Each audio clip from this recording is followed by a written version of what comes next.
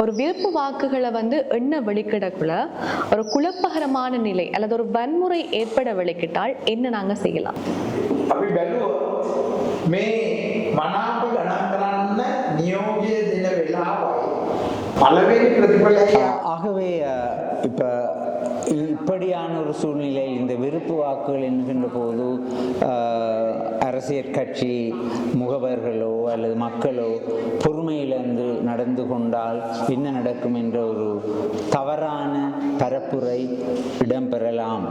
ஆனால் அப்படி ஒன்றும் நடக்கப் போவதில்லை. ஏனெனில் இப்போ இறுதி பெறுவேறு விருப்பு வாக்குகளும் எண்ணி முடிந்த பின்புதான் இறுதி பெறுவேறு வழங்கப்படும். அதற்கு முன்பு பகிரங்கமாக யார் வெற்றி யார் தோல்வி என்று அறிவிக்கப்பட மாட்டாது.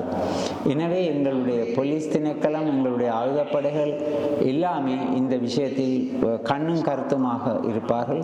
எனவே அப்படி ஒரு வன்முறை ஏற்படுவதற்கான சாத்தியக்கூறுகள் கிடையாது. ඒක නිසා කිසිම කලබලයක් වෙන්නේ නැහැ.